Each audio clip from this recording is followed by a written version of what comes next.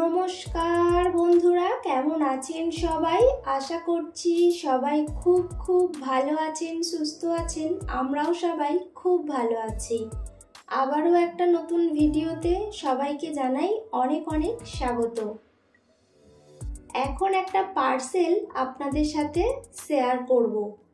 মানে রাহির জন্য নিয়েছি, ভীষণই কাজের, তো ভাবলাম আপনাদের সাথে একটু শেয়ার করি। আমি অনেক বাচ্চাদের কাছেই দেখেছি জিনিসটি, তো সেই জন্য আমিও আর কি অনলাইনে অর্ডার করে ফেললাম। তো এখানে হচ্ছে রাহির জন্য নিয়েছি স্টাডি টেবিল। তো এটা আমি মিশোতে ভীষণ কম দামে পেয়েছি। তো এই যে আপনাদের সামনেই পুরো প্যাকেটটা আমি খুললাম।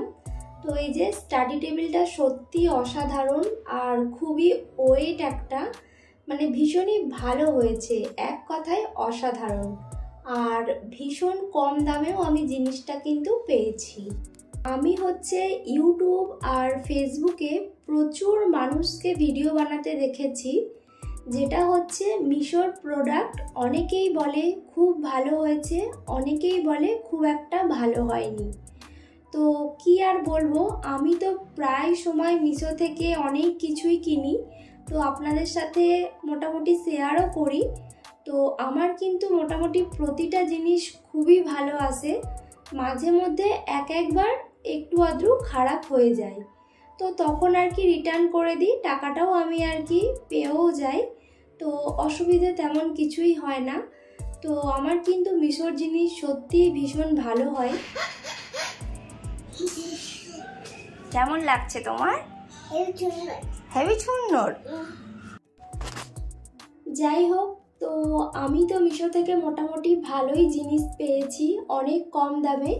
চাইলে আপনারা নিতে পারেন। তো যারা লিংক চাইবেন আমি অবশ্যই দিয়ে দেব। তো চলুন এবার হচ্ছে রান্নাঘরের দিকে যাওয়া যাক। তো এদিকে রান্নাঘরে আজকে রেসিপি থাকছে একদমই আমার ভীষণ প্রিয় পুঁই শাক। তো পুঁই শাক আমার খুব খুব ভালো লাগে। তো এখানে হচ্ছে একদম ওই যে গোড়া থেকে যে গাছ গাছ টাইপের পুঁই শাকগুলো পাওয়া যায়, তো ওই ধরনেরই পুঁই শাক ছিল। তো আমি ভালো করে কেটে কুটে নিয়েছিলাম। কাটার সময় ভেবেছিলাম একটু ভিডিও করব, আর করা হয়নি। তো যাই হোক, ভালো করে আমি কেটে ধুয়ে রেখে দিয়েছিলাম। এখন হচ্ছে এই যে অল্প তেলের মধ্যে একটু গোটা জিরে, শুকনো লঙ্কা, তেজপাতা দিয়ে ফোড়নে তারপর কুমড়ো আর আলুটাকে দিয়ে দিলাম। তবে এখানে আরও একটি কথা আপনাদের সাথে শেয়ার করি। আমার কাছে কিন্তু কুমড়ো এই সবজিটি খুবই অপ্রিয় একটি খাবার।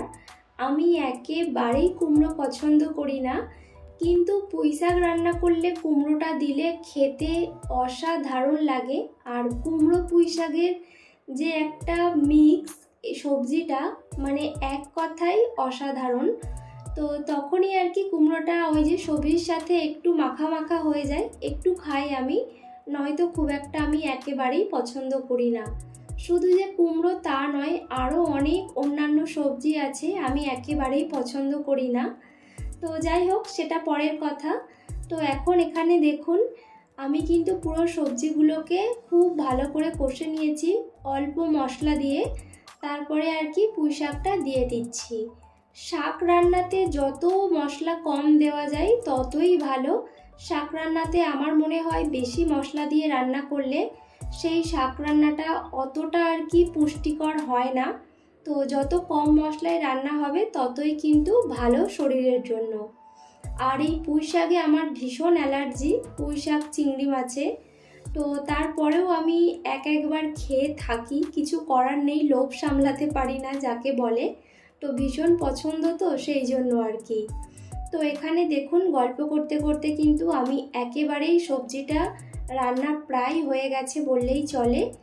শেষের দিকে একটু আমি গোটা জিরে, ধনে, শুকনো লঙ্কায় ভাজা গুঁড়ো করা থাকে, তো ওটাই আর কি দিয়ে দিলাম। এটা কিন্তু একটু শুকিয়ে গেলে আমি এটাকে নামিয়ে নেব। আর একদমই খাওয়ার জন্য রেডি কুমড়ো, আলু, পুঁই শাক, চিংড়ি মাছের তরকারি। তাহলে চলুন আজকের ভিডিও এখানেই শেষ করলাম। সবাই ভালো থাকবেন, সুস্থ থাকবেন। দেখা হচ্ছে পরবর্তী আরও একটি নতুন ভিডিওর সাথে।